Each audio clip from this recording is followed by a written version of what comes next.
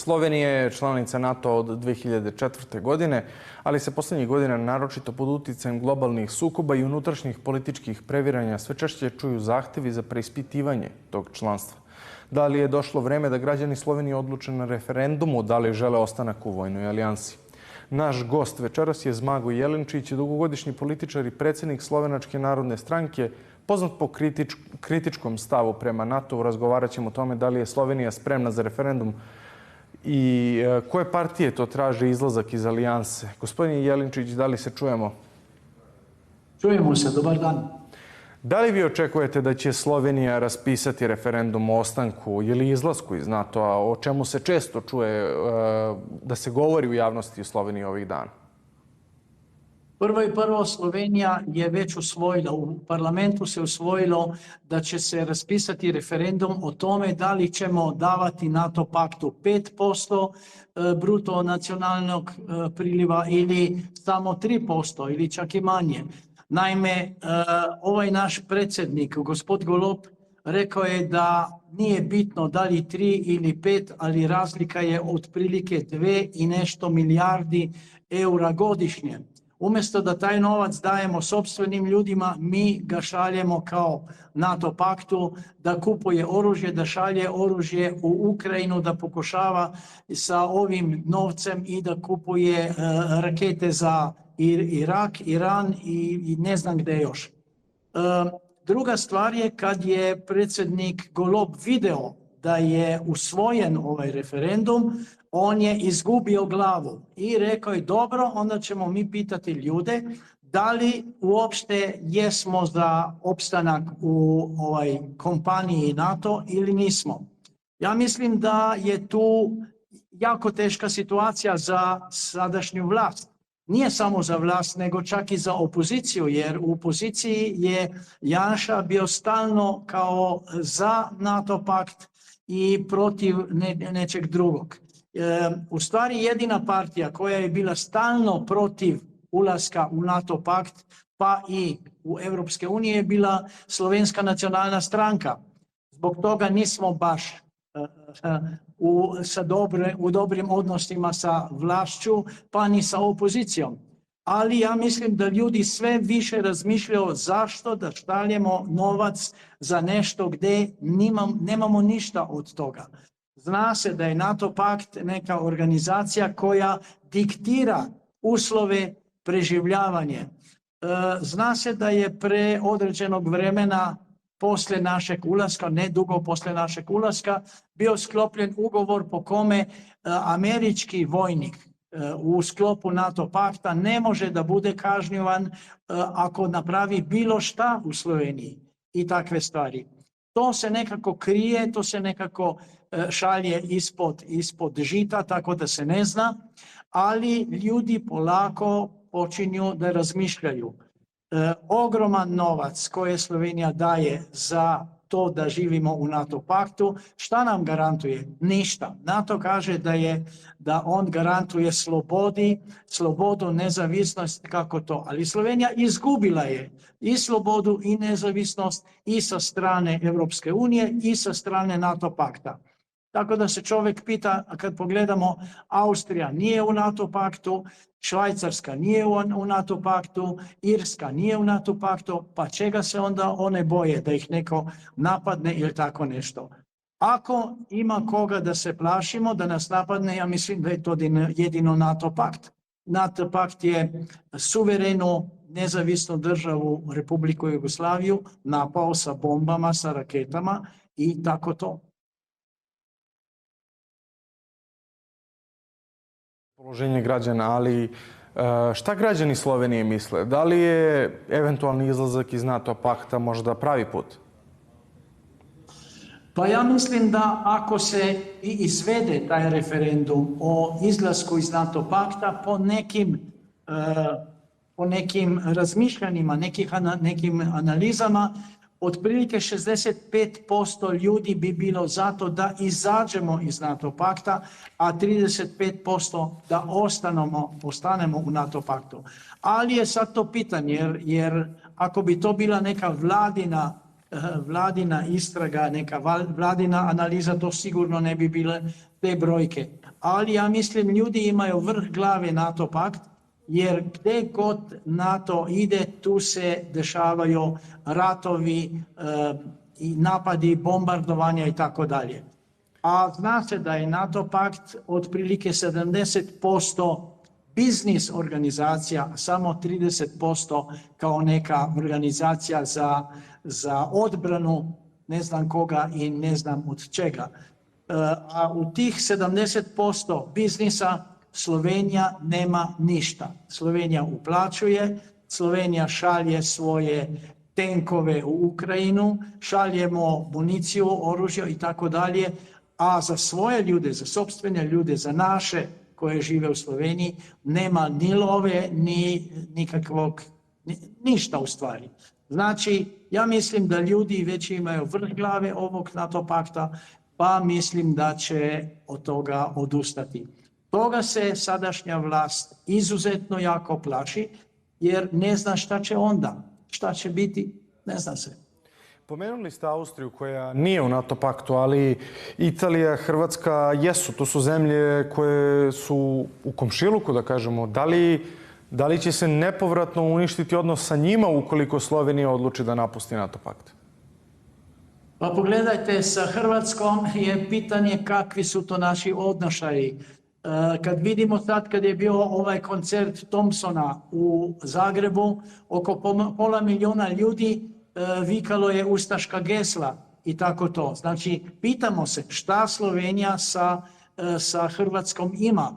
I Slovenija i Hrvatska su u NATO paktu, ali Slovenija još uvijek je okrenuta onim koji su pobedili za vrijeme Drugog svjetskog rata, a Hrvatska, kako izgleda, oni bi željeli ono što nije bilo. Željeli bi ponovo neku ustašku vlast. Slovenija nije za to. Sa Italijom imamo neke razmirice, ali ja mislim neće doći do toga da nas Italija napadne, jer to ipak nije u stilu Europe. Ima izuzetno mnogo žarišta gdje NATO pakt može učestvovati, ali tu nema Slovenije. Čak ako izađemo iz NATO pakta, ja se za to zalažem, ja mislim da nećemo slati naše momke da se bore za interese nekog NATO biznisa na bilo kojem kraju ove zemaljske kugle, a pogotovo ne u Ukrajini. Da li je bilo neke koristi od NATO pakta? Kada govorimo možda o modernizaciji vojske, to je nešto što prvo pada na pamet, ili možda veća sigurnost od neke potencijalne agresije? Slušajte, modernizacija slovenačke vojske nije u rukama NATO pakta. NATO pakt samo zahtjeva određene procente, određenu lovu, a iz te love da on odluči šta će biti s time. Mi nemamo neke avione, imamo neke pilatuse koji ne mogu da se takmiče sa bilo kojim nekim mlaznim lovcem, pogotovo ne ove nove generacije. I kod nas jedino što bi trebalo da se učini, da se vrati služenje vojnog roka, da se preda narodu u ruke odbrana, a ne da odbranu odluči neko u Vašingtonu ili u Briselu. To ne donosi ničega dobroga. Samo se gura sa stranu i ne dozvoljava se da sopstveni narod zna da rukuje oružjem. Jer rukovanje oružjem u rukama sopstvenog naroda, to je najbitnija stvar. Ne bombe, ne rakete, nego onaj patriotizam kojeg treba da ima svaki narod i da brani sopstvenu slobodu i nezavisnost. Kada govorimo o vojnom roku, da li postoji u Sloveniji raspoloženje da se to vrati, da se nekako žrtvuje socijalni mir zarad neke buduće potencijalne odbrane zemlje? Pa vidite, ljudi, kad ja razgovaram pogotovo sa majkama, sve majke mi kažu šaljite mog sina u vojsku da nauči mnogo čega, a pogotovo onaj patriotizam koji bi trebao već da bude kod mladih ljudi, treba da se uči u školi od prvog razreda. Toga u Sloveniji nema. Kod nas se gura ova LGBT varijanta umjesto ljubavi do sopstvene zemlje. Ja mislim da ljudi su više i više skloni tome da se uvede služenje vojnog roka koji je bio, mislim da 2004. na zahtjev NATO pakta ukinut. Kada je reč o međunarodnom pritisku, ali postoji međunarodni pritisak na Sloveniju da se jednostavno ova priča o NATO paktu završi time da će Slovenija ostati samo u NATO paktu i da praktično niko ne obrati pažnju na to? Pa ja mislim da Slovenija sada u ovo vreme nije neki faktor u međunarodnoj politici, niti u Europi, niti u NATO paktu. Ja čak mislim da strani voditelji država i strani učesnici NATO pakta donekle ni ne znaju gdje je Slovenija i često puta je mešaju sa Slovačkom, Slavonijom i ne znam čim još. Znači, to nema neke strašne stvari, ali je to izuzetno jak signal da u Europi nisu svi ljudi zato da se podleže NATO paktu i njihovim operacijama svugdje u svijetu. Da li postoji prostor u medijima gdje se često vode te debate da li je bolje ostati u NATO paktu ili napustiti, ili jednostavno čujemo jedan glas, onaj praktično koji odgovara NATO paktu unutar te medijske javnosti? Pa mediji su uglavnom u rukama vladajućih krugova i tako da jako teško je da prođe neka misao koja govori protiv ulaska u NATO pakt. Naprimjer, vi ste meni zvali sad da sa vama razgovaram o tim stvarima. Slovenačka medijska struktura mene ne zove da kažem nešto, jer znaju da bi rekao isto kao i vama. Ja nisam zato da Slovenija sudjeluje u NATO paktu, i to i već iz samog početka, jer mi u statutu naše partije imamo to da se ne uključujemo u nikakav pakt i treba da smo nezavisni i da ne ulazimo nigdje i neutralni. Neutralnost imaju Austrijanci i šta im je? Im je loše? Nije im loše. Hoće neko da ih napadne. Njemci, Francuzi, ne znam, Švajcarci, Mađari, Slovaci. Neće. Jer u Austriji ipak imaju pametne političare, a kod nas u Sloveniji, nažalost, one koji samo klimnu glavom kad nešto kaže ili NATO pakt ili pak Evropska unija. Pomenuli smo i vojni rok i vi se zalažete za tu opciju, ali nekako čini se da vojni rok, bar među mladima, nema toliku podršku kao što ima među starijom populacijom. Da li je takav slučaj i u Sloveniji? Pa kod nas i mlađi ljudi dosta govore da bi željeli da idu u služenje vojnog roka. Znači, nije to samo kod starije generacije, kod roditelja, nego je i kod njihovih sinova. A što ne bi to napravili? Kad je sad Danska napravila je to da će i žene služiti vojnog rok 11 mjeseci, zašto se to ne bi napravilo u Sloveniji? Jer odbrana Slovenije temelji na sopstvenoj odbrani, a ne na nekom NATO paktu koga baš briga šta se dešava u Sloveniji, koji više razmišlja kako će štetiti Srbiji nego kako će pomoći bilo kome, a pogotovo ne Sloveniji. Sećamo se vojnih rokova iz perioda Jugoslavije. Oni su bili znatno duži, ali da li je možda opcija 3 do 6 mjeseci u današnjem vremenu nekako najprihvatljivija ili vi smatrate da treba bude duži? Ja mislim da 3 mjeseca ne dolazi u obzir. To ne znači ništa. 6 mjeseca pa naviše. Ja bih rekao da je otprilike 1 godinu, pa da se to uklopi u rok službe kao da se penzija računa i za to vreme i to bi bilo pametno. Jer prvi mjesec dana ne znaš ni gdje si. One 2-3 mjeseca tek počneš da razmišljaš i tek počneš da ulaziš u neke, kako da kažem, prave kolotečnice, da se zna ko je iznad tebe, koga treba da slušaš, šta treba da radiš i pogotovo da znaš šta je domovina, šta treba da radiš za domovinu i šta očekuje domovina od tebe. Da li je možda neki model gde je civilno služenje ili dobrovoljno služenje vojnog roka uz naravno benefite, možda neko prelazno rešenje u svakom slučaju koje bi praktično zadovoljilo i jednu i drugu stranu? Sistema koji bi zadovoljio i jednu i drugu stranu, toga nema. I vlast koja nema muda da kaže ovako treba da bude, ta vlast ne vredi da vodi državu. Ja mislim da je to na strani vladajuće sad ove vlasti, na strani ovog ministra za odbranu, ali teško je kad imamo ministra za odbranu Slovenije koji je veterinar.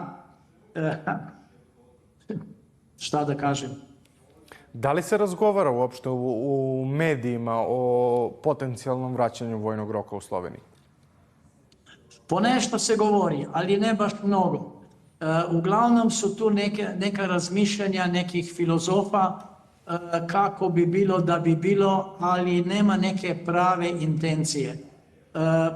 Po neke političke partije, kad vide da su roditelji za to da se uvede vojni rok, onda svake toliko po neka politička partija kaže to bi možda bilo dobro. U Slovenskoj nacionalnoj stranki mi kažemo ne to bi možda bilo dobro, to bi bilo jedino pravilno. I u svakoj državi je to jedino pravilno, jer ako hoćemo da se branimo i odbranimo, nema rakete da idu i avioni i tako dalje, nego treba ljudstvo da brani sopstvenu zemlju. Kada je reč o NATO paktu, da li je poslednje to povećanje na 5% praktično kap koja je prelila čašu za Slovence i na neki način stavila tačku na tu debatu da li je isplativo za Sloveniju da bude u NATO paktu? Ma to nikako nije isplativo. Makar sad vlast govori pa dobro za ovu lovu gradit ćemo puteve, gradit ćemo željeznice i tako dalje. To možemo već sada. Već sada Slovenija ima otprilike 2 milijarde nepovratnih sredstava u Evropi, a naša vlast ne ume da koristi tu lovu. Znači, nije to da ostanemo u NATO paktu za 5%, nije to za dobrobit države Slovenije, nego je ne znam zašto. Dobro, ne uzima se ona lova nepovratna iz Evrope, jer Evropa ipak zahtjeva dokaz zašto je išla lova, gdje je išla i ne može se krasti. I to je možda ono zbog čega Slovenija ne uzima tu lovu. Ali ona lova koja ide za NATO pakt, to ide u nepovrat. To ide za tenkove, to ide za njemačku industriju koja će graditi još više fabrika za izradu tenkova i municija i tako dalje. Od tog novca Slovenija neće, ne bi imala ništa. Pominjalo se često da bi među tih 5% bio jedan deo i za namenjen u pomoći Ukrajini. Kako se gleda na to u Sloveniji? Pa to je to. To je najviše ide za pomoć Ukrajini. A zna se, Ukrajina prvo to je nacistička tvorba koja nema mjesta u modernoj Evropi. Makar je sad ova Evropska unija prihvatila nacistički mentalitet. Kad se pogleda, ove baljske zemlje već idu sa kukastim krstavima u parade i tako dalje. U Engleskoj vidimo šta je. Kad Kanada pominje i daje pozicije ovim nacističkim zločincima u parlamentu sopstvenom i tako dalje. Znači, Evropa ide u nacističkom pravcu i tu za Sloveniju ne bi smjelo da bude mjesta. I još da dajemo novac za to, ne dolazi u obzir. Koliko ja mogu, ja ću biti protiv toga i da kažem, daj Bog da sljedeće godine uđemo ponovo u parlament, pa da malo u lice kažem svima onima koji kriju istinu od Slovenaca i od šireg svijeta. Kada govorimo o potencijalnom izlasku iz NATO pakta, koje je onda to rješenje koje je i strategija koja bi se usvojila za dan posle? Da li je jednostavno neutralnost pravi put ili možda samo oslanjanje na ekonomiju bez uplitanja u ta, da kažemo, vojna pitanja? Neutralnost je jedini pravi put. A za posao, za biznis se radi ugovore sa bilo kojom stranom. Trebalo bi opet da se otvori i da se razmisli o ponovim poslovnoj suradnji sa Ruskom federacijom. Jer to da smo mi po zahtjevi ovog Evropske unije pa i NATO pakta nekako klimnuli glavom da smo suglasni sa ovim protiv ruskim sankcijama, to nije dobro. To je izuzetno loše. I Slovenija bi trebala da misli o sebi i o sopstvenom narodu, a ne da se klanja Evropskoj uniji i NATO paktu. Ovo će nas koštati strašno mnogo ako ne uzmemo pamet u sopstvene ruke. Da li postoji različita percepcija o NATO savezu među građanima Slovenije, odnosno zavisno od broja godina, da kažemo, geografske odrednice, da li u tom smislu postoje različita mišljenja unutar Slovenije? Pa to bi se teško reklo, ali moram da kažem da ova vladajuća struktura, oni su zato da se ostane u NATO paktu. Ne znaju ni sami kako će to sprovesti, ali one žele da se ostaje. Onda i ova opozicija sa Janšom na čelu, oni su 100% za to da se ostaje u NATO paktu, ali ipak oni su glasali za to da se napravi referendum o tome da li se NATO paktu da 5% ili ne. Znači, lepo se to kaže, jebe lut zbunjenog. Kada govorimo o potencijalnom članstvu u NATO paktu, to jest članstvu, potencijalnom izlasku, da li bi to na neki način štetilo Sloveniji? Koja bi potencijalna šteta proizašla iz toga? Ja mislim da velike štete ne bi bilo. Kad pogledimo kako ima štetu Austrija koja nije u NATO paktu, ja ne razumem zašto bi onda se štetilo Sloveniji. Ako je vlast pametna, onda može se dogovoriti o svemu. I ako se nešto napravi za nekog, on treba to da plati. A ne da mi šaljemo lovu koja ide u Ukrajinu i ništa nemamo od toga. Ama baš ništa. Imaju od njega Amerikanci, pogotovo oni su prvi u NATO paktu, pa onda druge zemlje NATO pakta. Njemačka, Francuska, donekle i Italija. A ostalo šta? A Englezi koji uvijek kuvaju nešto iza ćoška i oni su tu uključeni. Ali ja mislim da se i njima piše loše. Svim ovim što sam ih nabrajao. Ukoliko referendum prođe, da kažemo, nepovoljno po vladajuću strukturu u Sloveniji, da li možemo da očekujemo i raspisivanje izbora? Pa ja ne bih rekao, jer ovi što sad sede na velikim stolicama, oni još uvijek razmišljaju da se može još nešto pokrasti iz Slovenije. I ja mislim da neće odustati od toga. A da li se vi spremate za neke nove izbore? Kakve su procene što se tiče vaše stranke?